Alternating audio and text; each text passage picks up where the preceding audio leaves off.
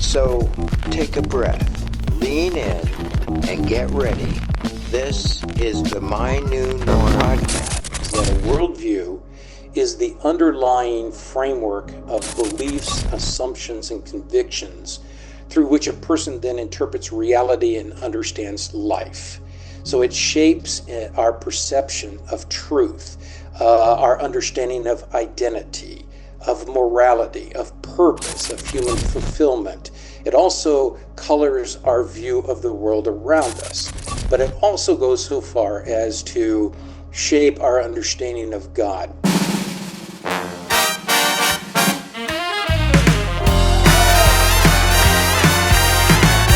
Going to be talking about worldview. My guest is Kent Kelley.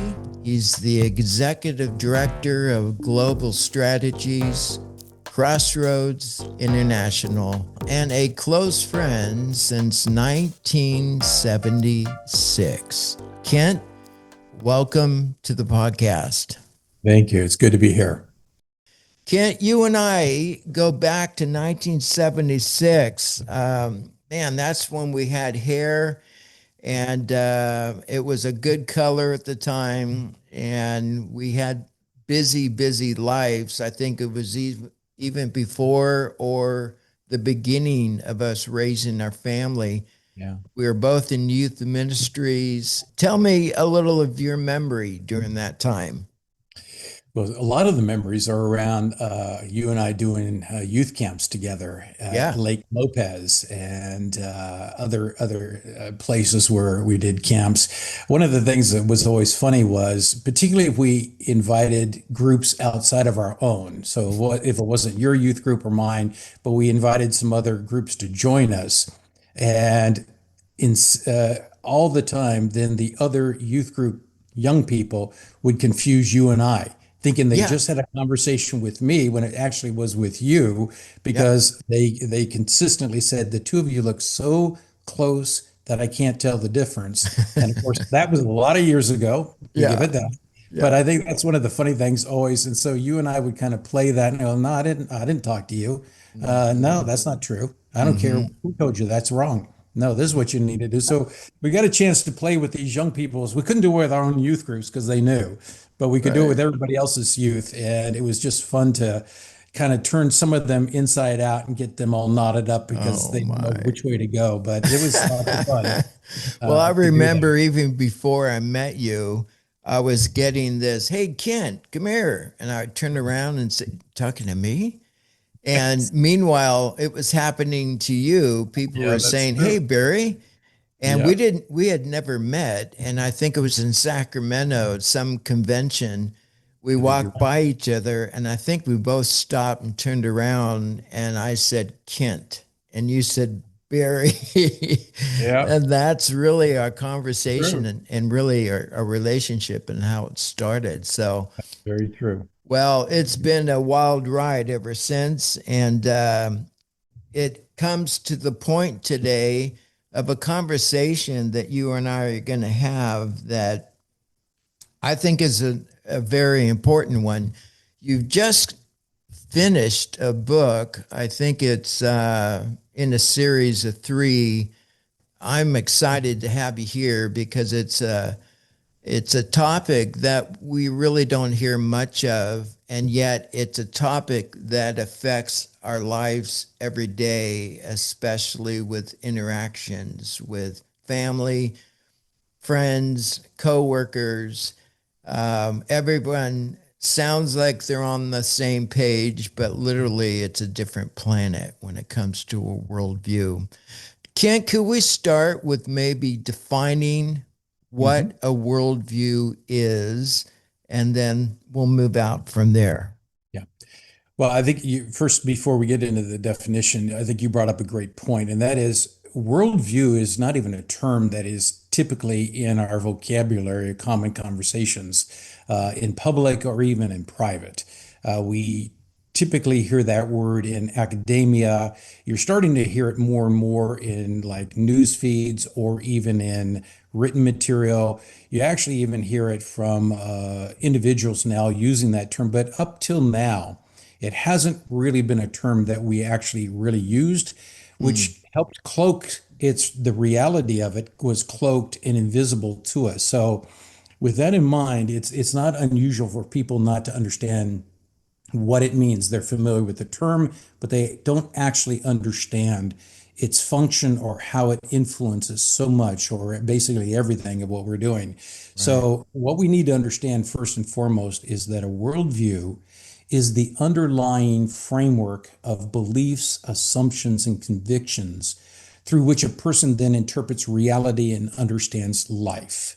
So it shapes our perception of truth, our understanding of identity, of morality, of purpose, of human fulfillment. It also colors our view of the world around us, but it also goes so far as to shape our understanding of God, both prior to salvation and even after, if we're not careful. This worldview and its tenets, its aspirations and its assumptions affect how you then perceive God. And so one of the ways to look at a worldview is this framework. Get a building ideal in your mind. The worldview is the framework, like a framework of a house. The building materials of that framing happens to be two terms that are still not in our common conversation, but affect and form the worldview, and that is plausibility structures and cultural narratives. And the thing we need to understand is that plausibility structures are the social and cultural environment that determine what people instinctively consider to be believable or unbelievable, reasonable or unreasonable, or obvious, and not even open to discussion. And these plausibility structures really refer to a network of assumptions that come to us through our educational institutions, our families, through the media, through entertainment. And these influences then become or reinforce what we call cultural narratives, which are the stories that culture tells us about what is meaningful in life, what is reality, what is morality, how do you define success, what is the purpose. So it goes to the heart of everything about human flourishing. And these narratives then and their interpretive stories then collect together into this plausibility structure that over time then forms a worldview. And it's all done unconsciously, because the process by which the forming of a worldview takes place is coming from cradle through adolescence. And it's formed basically in its completeness by the time we emerge from adolescence. And it's now going to be tried on through adulthood with some modification, but by and large, it's been formed by the time we emerge from our adolescence. And the way it's formed is through, as I said, through our educational institutions, through family, through peers, through media. It tells us the stories of what's believable and what is acceptable, what's not believable, what is unacceptable. And so before we know it, this worldview, this underlying framework has been now built upon which now we're going to interpret reality and how we're going to do life. What emerges from all of that then is how we get our philosophy of life and how we determine our values and our virtues or lack of, which then informs our decision making, informs our behavior. So that's why this is so important, because discipleship is traditionally focused only on behavioral modification and the transference of information doctrinally. Now, we got to have both of those, but it's kind of like at the tier of a pyramid. You're dealing only with the top stuff. You're not going to the base, what is causing the emergence of all of this. And that's why, as I say, so much of our discipleship, as good as it is from an information standpoint, and as much money as we pour into it, by ignoring the foundation that is giving rise to that philosophy or to that value system, and that behavior. You're telling me it's wrong, but you're not actually addressing what is the source of why it's wrong, which is Right. I'm thinking incorrectly, which is why the Apostle Paul says numerous epistles, it's the renewing of the mind. The ultimate goal is the winning of the heart, yes, but the renewing of the mind.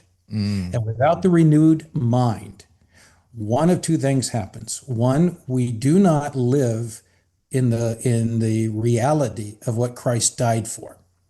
Or if we're attempting to do that, we are not living in the fullness that he promised. And so, yes, you still go to church. Yes, you're still tithing. Yes, you're still worshiping. The tears at that worship service are sincere. You are not guilty of a lack of sincerity. You're not guilty of hypocrisy. What you are guilty of divided formation. Christ has come so far into the center of your life where there's been some shift, but there hasn't been the foundational shift necessary. Transformation. So your concepts of reality are still formed by the culture, or there's crumbs of that are affecting your decision making and your perspective, which is exactly gives rise and understanding to why on Sunday morning I'm a born again, Holy Spirit filled, radical Christian, but on Monday morning as the CEO in a boardroom where we're making decisions of bottom line, I'm sounding much more like a secular humanist than I am a biblical Christian. Or why, when I'm making decisions about my own morality, I'm making decisions about what I pursue and how I behave more like a more relativist than an actual true born again believer. Mm-hmm. And this is the conflict we have in discipleship, is it's not what you affirm your beliefs, what you say you believe, you're sincere. But when the crunch time comes, when the pressure's on, the real worldview emerges, because that's what's really controlling your decisions and your behavior. That's what discipleship has to get down to, that level. And that's what we've not done. Okay. Wow.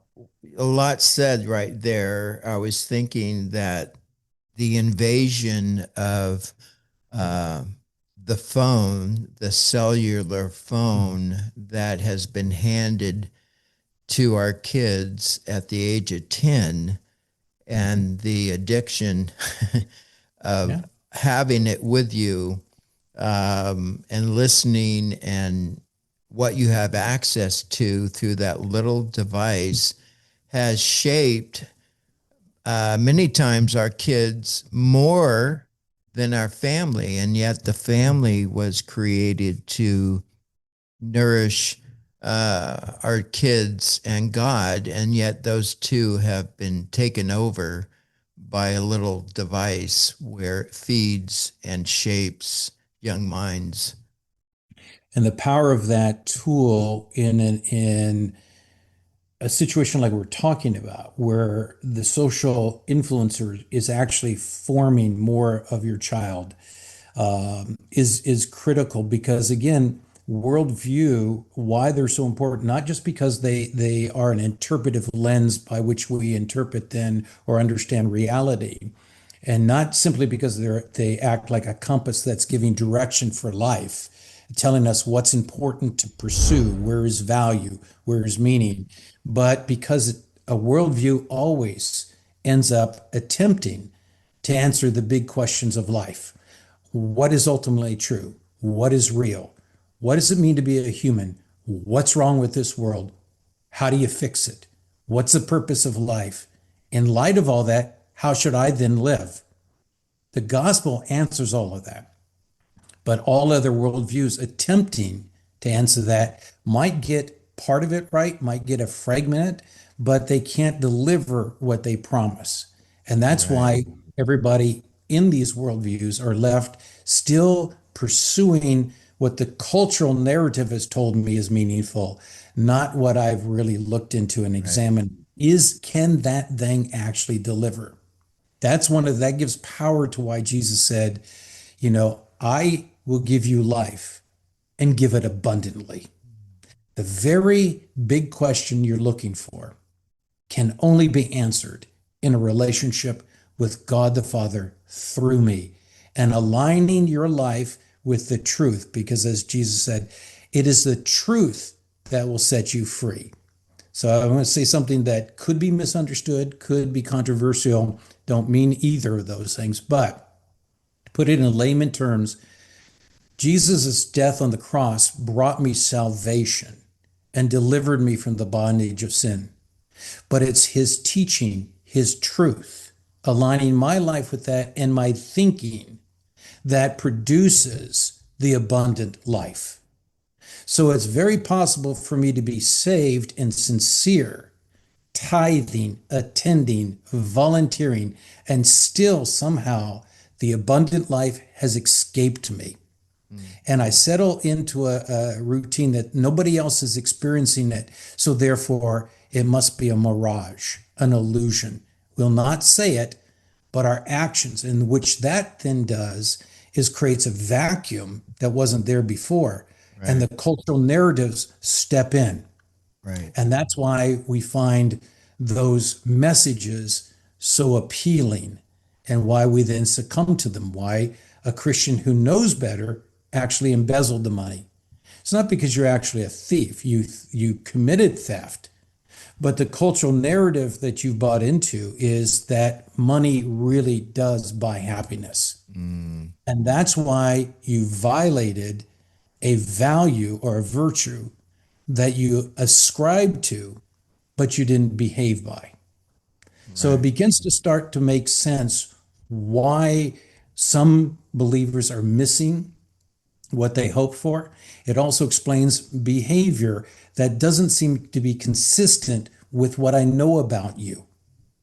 And this is why worldview is so important. It's why understanding how the cultural narratives are being shaped and the power of those to be formative in our lives, because they appeal to underlying desires that may not have actually been surrendered. And so that then opens up that void, and that message comes in, and the devil, to your point earlier, simply jumps on board with that and then gives much more fuel to the fire. And these are why, if we're going to talk discipleship, we have got to be willing to build a platform or a program process that identifies, and then addresses the actual influencing of a worldview in my life. Wow. What are the worldviews that are standard today that affect everyone or can influence a person? Why don't we get into some of the worldviews? Yeah. Well, there's a lot of worldviews, first off, but the main players in our 21st century happen to be secular humanism, okay, postmodern, which we know of. Then there is the rise of Eastern Spiritism, New Age, Buddhism, Hinduism, these type of Eastern religions. Marxism, which is a worldview. Okay, it's a big one right now. Yeah. So we don't tend to identify Marxism as a worldview. We try to call it a political ideology, but that political ideology emerged out of a foundational worldview. And so the two have become so intermingled that it's worth calling it out as a worldview, particularly with the upheaval we're seeing in the States. And we see around Western culture, the attempt to bring down the Western culture is through this Marxist mentality. And the problem in some third world countries where Christianity is flourishing, because discipleship hasn't been done to the worldview level, Marxism, which appeals to the masses that are suffering and are displaced, Marxism finds a home naturally inside the gospel of the church and is preached hand in hand with it. And these two are polar opposites. They cannot coexist. And so what ends up happening in ignorance is pastors in third world countries or even developing countries, then takes on a Marxism freedom concept of the gospel, that Jesus is the great liberator, yes, of the soul, but not on the politics, not the way you're thinking. And so if we leave that where it is, the church becomes modified, and it's the same threat, different story, same threat that the New Testament writers approached when it came to the false teachers. It is a false gospel. It is a false hope. So Marxism is why we put that in there also.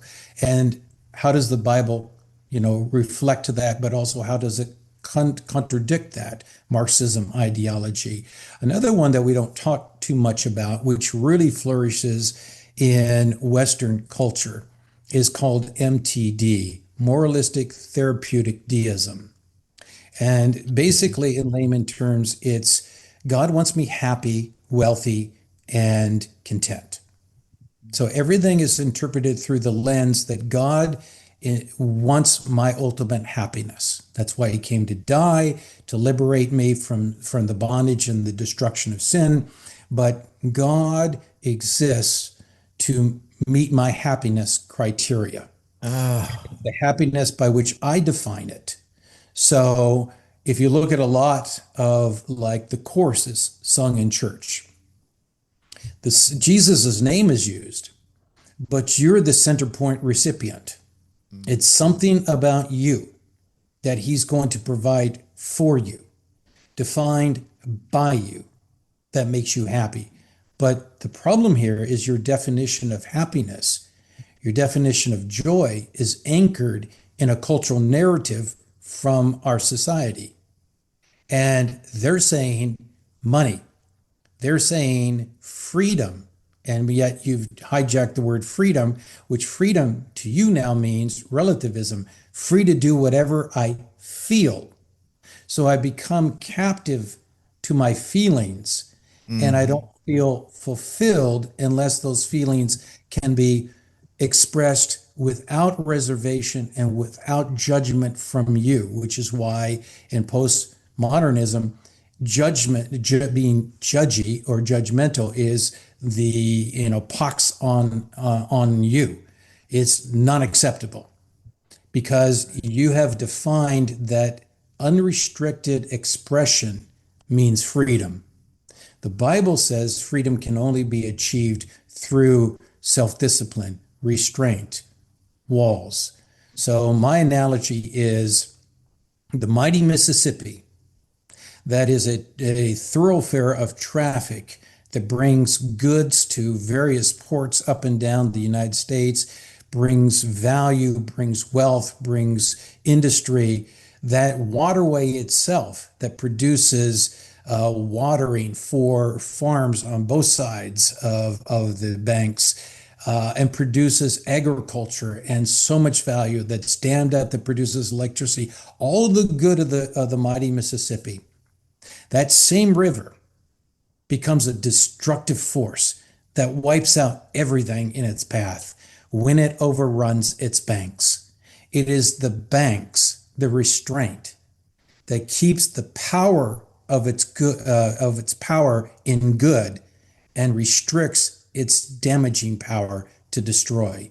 When those banks are removed, it becomes the same blessing becomes now destructive. And that's the difference between a secular worldview and a postmodern that's in bed with relativism, and the difference between it and a biblical understanding of freedom. Wow. Well, Hebrews talks about if you don't do what I'm saying, you will drift. And that's a loose interpretation of that verse. But when we are unable to understand and put in action truth, we will drift to even another worldview that begins to operate through us. And if indeed you have come out of this culture and those cultural narratives, you are probably going to be very susceptible to the MTD worldview, and you're going to fight tooth and nail to hold on to it. And that's why individual discipling with people to help them understand, look, that feels real because that's what you've been told since cradle. It feels real because everybody in your sphere of influence says that's the way you should. But scripture says this, that thought, that parcel of a worldview, that frame needs to be pulled out, deconstructed, and this is what scripture tells you now need to wrap your mind around. This is how you need to think. And eventually, with the support of a new community called the church around you, and that's why you've got to be accountable to people. You've got to get in a small group. You got to get somewhere where somebody can tell you no and make it stick because you know they love you and they care ultimately for you. They're not being critical. They are judging, yes, because you need it. But you need to listen. You need to hear it. You need to stay in this uncomfortable spot until the new thought feels more real than the old, because that new thought is going to produce new virtues and new behavior and better judgment in decision making. Without that, you are still going to attend church, but you're still going to make the same decisions. You're going to still make the same choices and act the same way. That is not congruent with Scripture and what God wants. And back to my earlier statement, what that means then is somewhere along in your journey, your life is less than what Jesus had hoped for. Not because he's disappointed in you, but because you're not living up to the potential. But the gateway to that potential is not through your emotions, but through a renewed mind that produces different outcomes and different pursuits. Oh, my. Well, Kent, how can believers engage in this culture without becoming that culture? Well, I think we return to the simple things about what does it mean to be salt and light. And one of the biggest struggles we've got in being salt and light is not knowing, it's not about knowing what to say, or it's not even knowing about how we need to frame these things, because we've all gotten so tied up worried about offending. And yet it's interesting that Jesus, in his engagement with the Pharisees or with, city leaders or even with his own disciples, he doesn't pull punches and he goes right for the jugular. There is conflict because you're wrong. And I'm just flat going to tell you. Now, I need to do it as gentle and as kind as I can, but I need to tell you. So we need to learn to speak the truth in love again. We're told to do that, but most Christians won't do that. And there's one reason why, and this goes back to our plausibility structures, which is the social environment and the cultural environment in which I'm living that is telling me what is acceptable and what's not, what is believable, what's implausible, what is kind, what is unkind. And so we've got to get past that and understand that what's at stake, intuitively, is that if you voice an objection, no matter how politely or graciously, you know that there's going to be a cost, and it's the cost of belonging. And in the generation since yours and mine, boomers down to whatever that generation was, to millennials, to Gen Z, to Gen whatever we're on now, it's this issue of belonging. And this is why all the worldviews leave you empty. They leave you with a longing that cannot be satisfied because they cannot deliver what they promise. And so you're left with this longing, and that lays there, particularly if you have not embedded yourself into a community-rich church where you're allowing people to help form you, because discipleship is not a solo journey, never was. And the more you treat it that way, the less likely you actually will be a disciple. So you need people in your life that you can trust and can help you. But that becomes then the alternative belonging community. But if I'm left without that, and I go in and I try to now tell my friend who's telling me that they decided that they're gay or that they're going to transition, And I then have to weigh whether or not I'm going to be, quote, supportive and loving in hopes of sharing something one day, which I have no intention of doing anyway, because I already know the cost, and I keep my mouth shut, or am I going to speak up? I intuitively know the cost paid either now or later will be that you will shut me out of your life. The relationship will be over. And it's that cost of belonging as to why the salt remains in the salt shaker and the light is stuck under the bushel. And until we get real and admit it, we will have no chance of living effectively within a culture as counterintuitive and counterculture people. And that means then there is no light, there is no salt. There is attending church, but there is nothing else. And that's where we lose our voice. And it's another plausibility structure that has arisen in Western culture. Most effective one ever has been that faith is a private ordeal. It has no place in public discourse. So we allowed our society over 200 years ago to say, in the public discourse, in shaping values, in shaping what's going to be treated as believable, plausible, acceptable. Church and Christians, you take your faith and you go off to the left. You stay out of this conversation. And therefore, it has no place.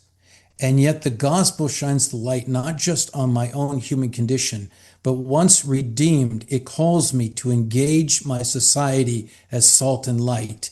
And therefore to shine the light in the dark corners of society, to reform laws, to reform culture, morality, to set a standard and be a voice in the darkness saying, this is the way, walk you in it. And we have accepted that plausibility structure that says, no, you're not welcome.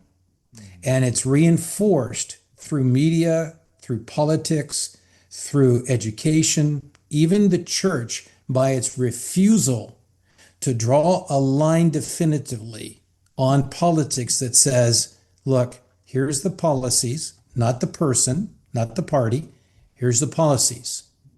Let's examine them in light of a biblical worldview, because you better be voting as a Christian, not as a Democrat, not a Republican, not Libertarian, not Green Party, but you better be voting as a Christian.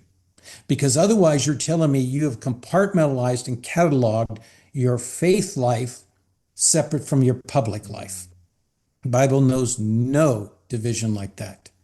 So you should be able to stand up and say, here are these policies that are being promoted by all candidates and all parties. Let's examine them.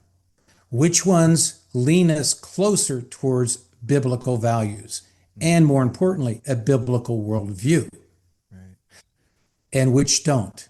So then based on that, which candidate lines up better? And that's the one you're going to have to vote for. Right. Okay. But you intentionally give no guidance.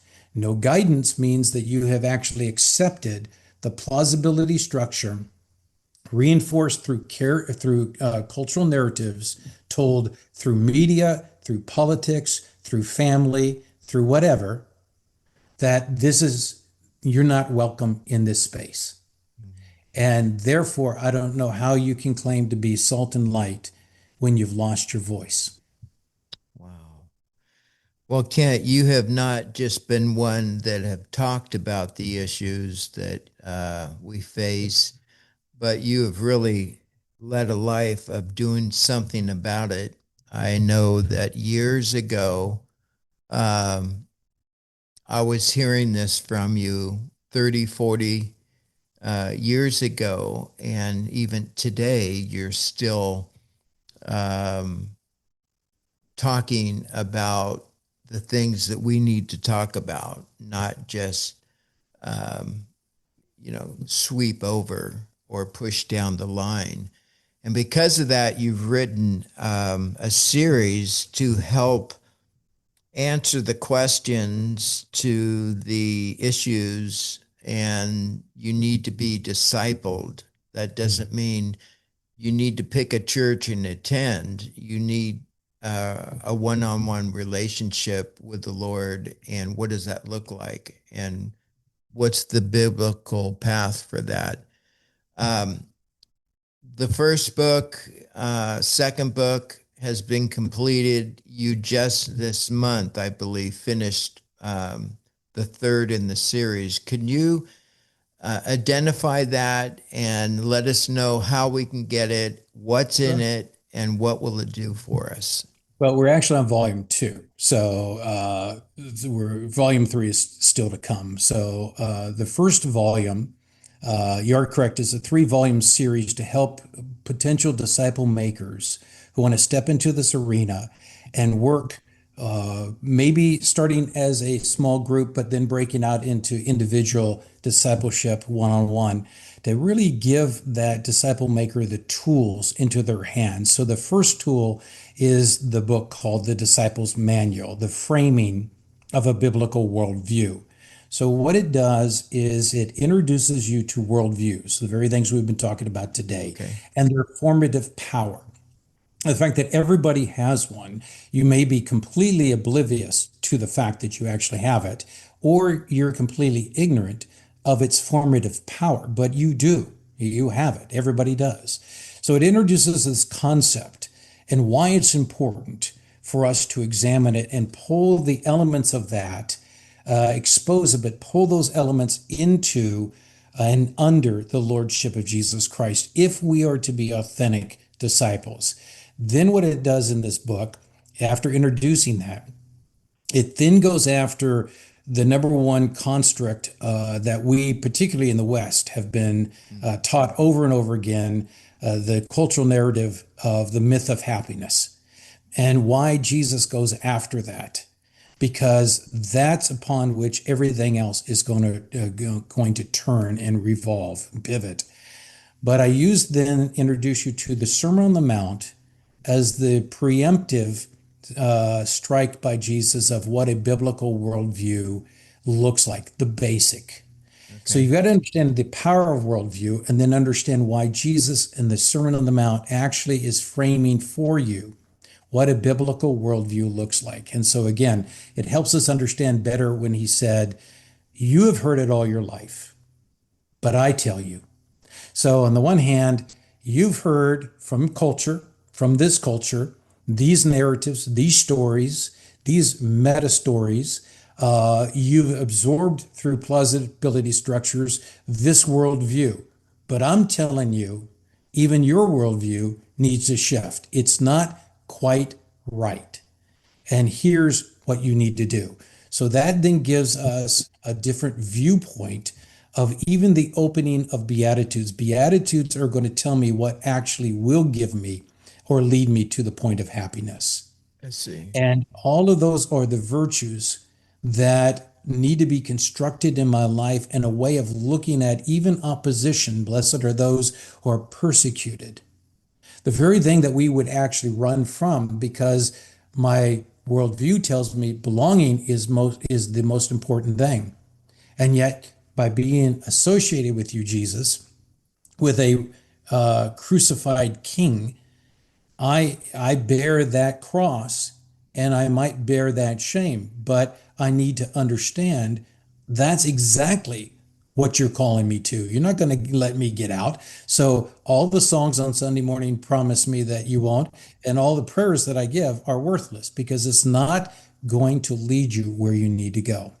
So the Sermon on the Mount then is laid out as this construction of what a biblical worldview looks like.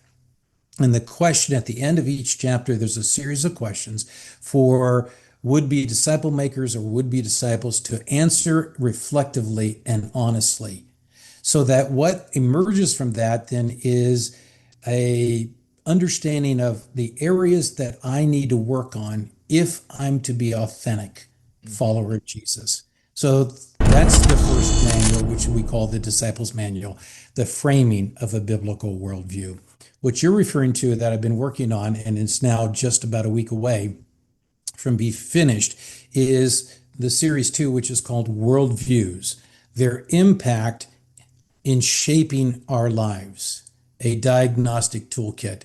Now, the reason we took this approach is we are going to introduce you to what's called a worldview test, or survey is the term we're using. We're trying to avoid the word test because it's not a pass or fail. It's not a test of your spiritual maturity or your biblical knowledge. What it's designed to do is exactly the term diagnostic, to expose the rather unexamined and unknown influences in our life, those cultural breadcrumbs that are still laying around that actually are influencing my decision making, or what I pursue, or how I handle my money, how I do relationships, because culture has discipled me and I've not allowed the Spirit of God to expose them and then bring them under the Lordship of Jesus. So the test helps you do that. And so the toolkit introduces you even more fully into this whole concept of worldview and their power, even historically, how entire societies that, shift. And all of a sudden, we're seeing it in America, the rise of anti-Semitism and why that's becoming culturally acceptable and normal. And you now begin to understand, and therefore you can fight against it as salt and light better, because now you know. That all tees up for you to be able to take the test and then score it. And once you've done that, then we're going to introduce you to the 8 worldviews that are currently operating in our world and dominant. And then we're going to show you their strengths, their weaknesses, how they compare to a biblical worldview, and what would be your argument to someone who is adopted that worldview, so you can be better salt and light. From all of that then comes a pathway to discipleship, which is a 6-month formation process. Now that you've taken the test, now you know what's been exposed. Now you understand why these things need to be now dealt with and brought under the Lordship of Jesus, because you actually really are a postmodern MTD Christian, which is a dynamic that leads to disaster. But that's who you really are. Dominantly, yes, you attend church. Yes, you cry at the altar. Yes, you tithe. Yes, you volunteer. But fundamentally, you are not a disciple of Jesus. You are the framework of postmodern MTD.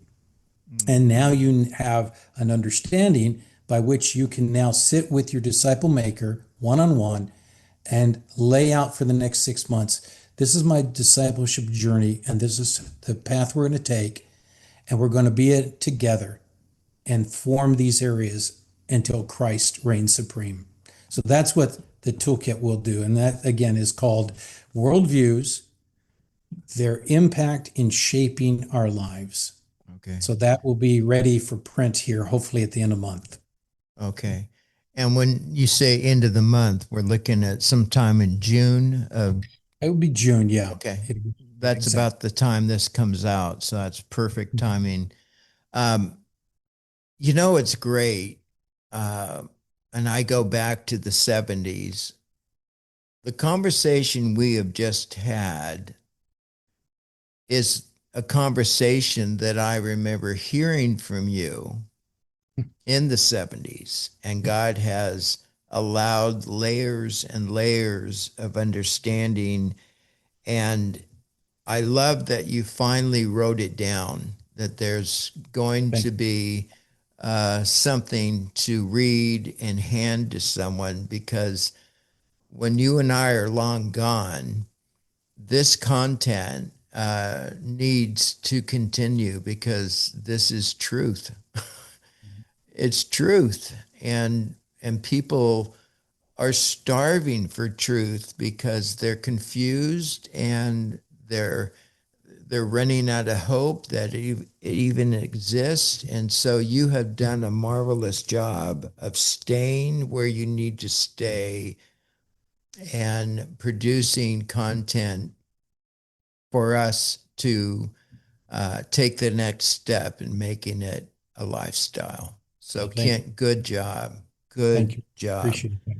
So I would imagine that you can find volume 1 and 2 on Amazon. Is that right? Volume one is there now. Okay, Okay. so all you have to do is either type in my name, Kent Kelley, and find the Disciples Manual, the framing of a biblical worldview, or just type in the title. Everybody knows how to do Amazon, and it's for sale there, Okay. and you can get it within days. The worldview, their impact in shaping our lives, will be available also on Amazon, and as we said, we hope at the end of June. Awesome. Awesome.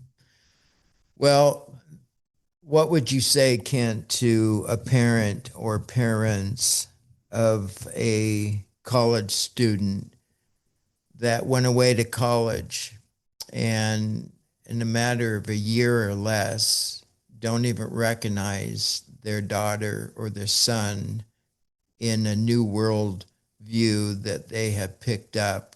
The standard universities and colleges today, they come out so differently and so against the biblical worldview. What would you say to them?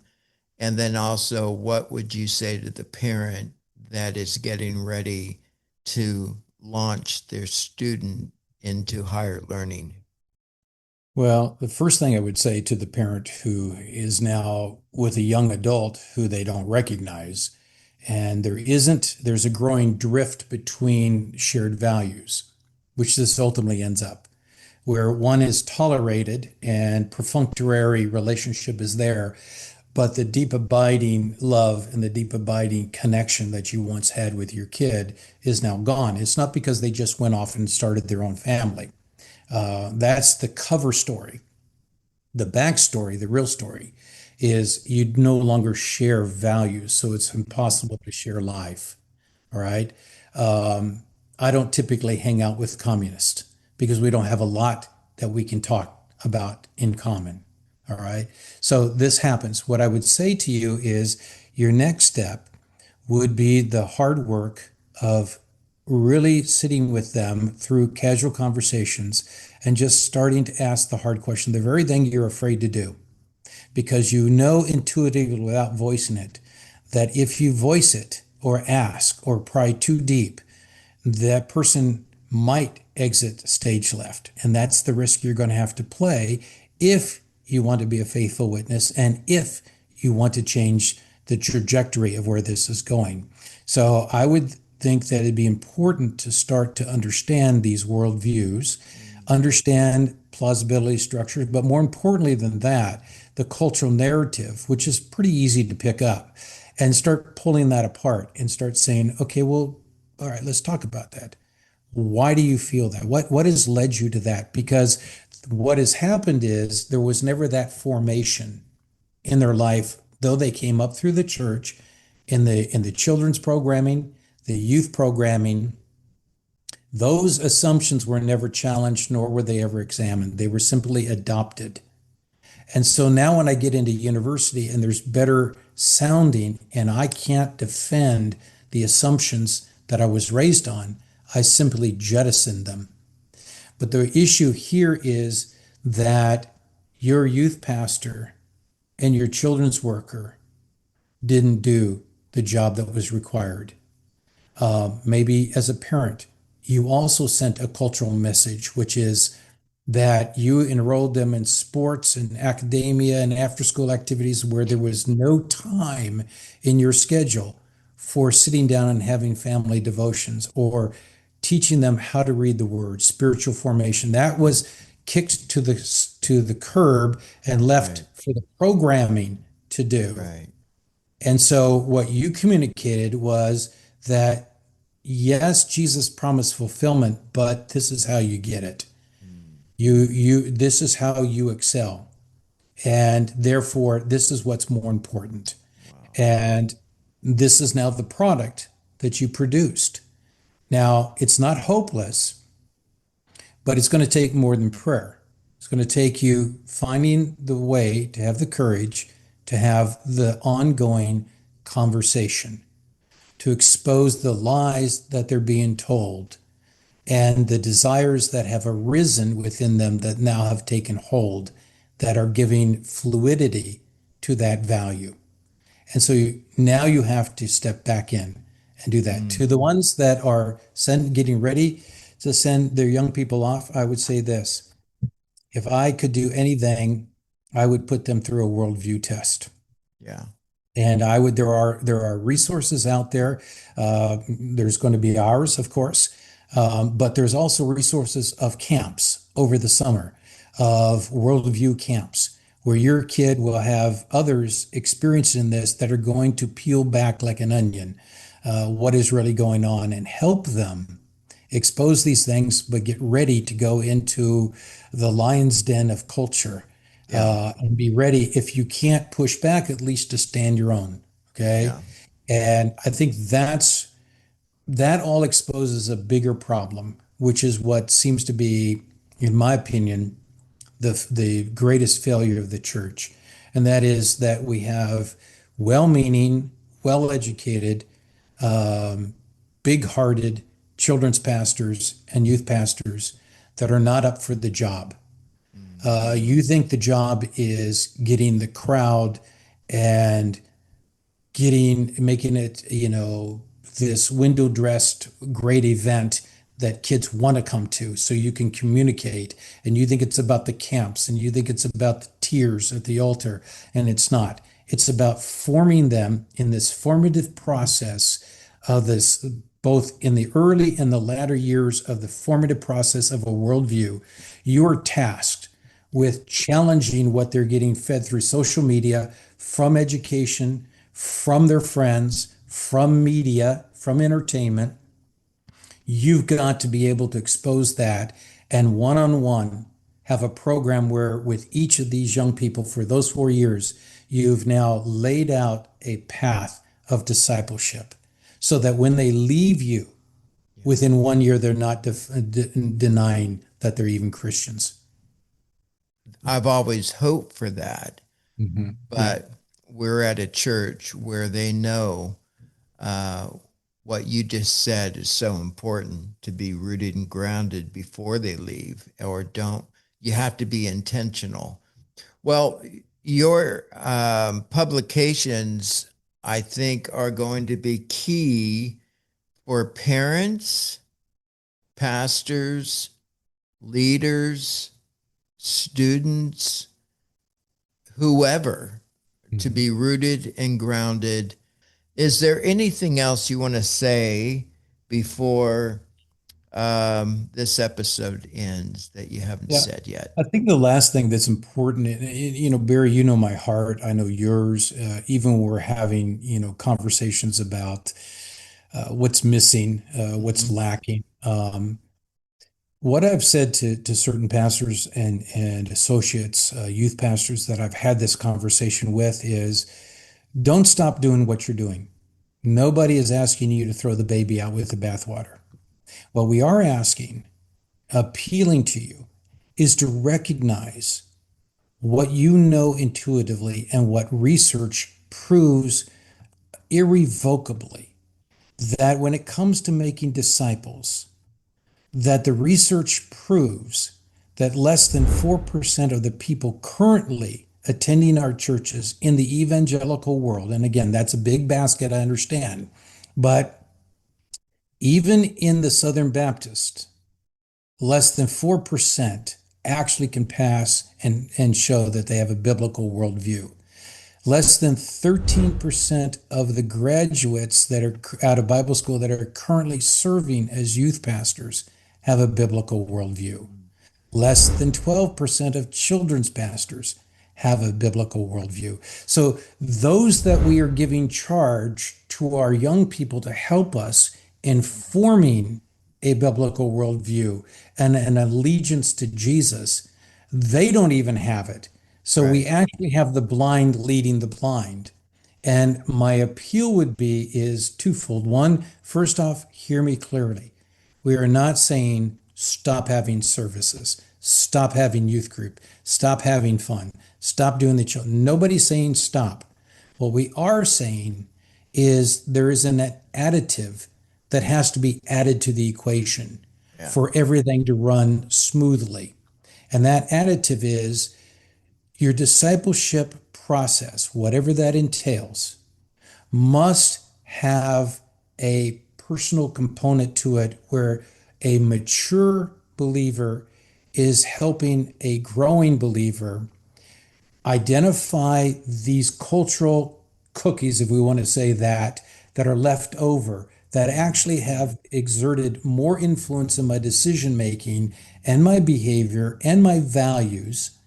And I need to have those exposed, and I need to work through those with somebody else's guidance that will lead me to formation of even those thoughts, so that behavior changes, values align with Jesus, so that decision making is more congruent and aligned with him.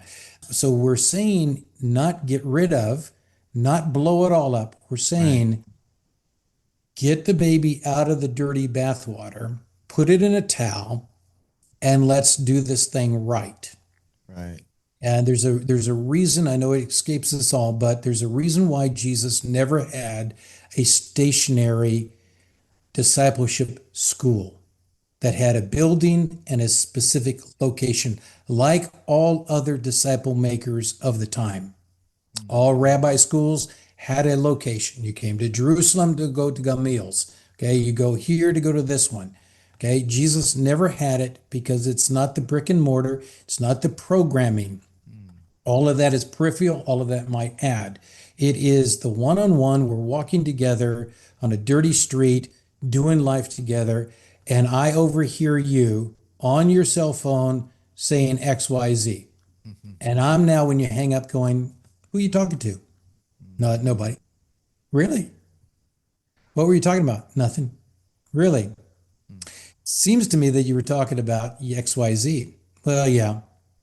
And your advice to them, or the position you're taking, is this. Do you understand that that is not a biblical response? As a follower of Jesus, that's not the response that you should be giving. The response you should give is XYZ. That's discipleship Jesus style. That's discipleship in the rough and tumble of doing life. That is not a group event. It is an individual one-on-one. So with everything else you're doing, youth pastor, either find the way to disciple every one of your young people, or get the crowd down to the number you can, or train a levy of people that are going to graduate. You disciple them. Yeah. And then next year they stay in town and help you disciple the larger group, and on and on. You've got to do this, guys. Otherwise, we will continue to lose 8 out of 10 or more every time we graduate them. Right. So, well, thank you, Kent, for being a good friend all these years, and also walking the walk that you have talked. And here we are, old guys, and God's still the old doing guard something. is here now. I love it. Well, I want to tell my listeners to make sure you get the book, and make sure you check out the show notes with some resources on this content to help you further it. And man, today I just thank you for a great conversation, Kent. Good. And honestly, this subject matter matters the most because your worldview shapes not only your decisions, your relationships, your priorities, your identity, your purpose, and eventually your future. We will be back with another episode, and we hope you are there as well. Remember to follow, watch, and share with those you know.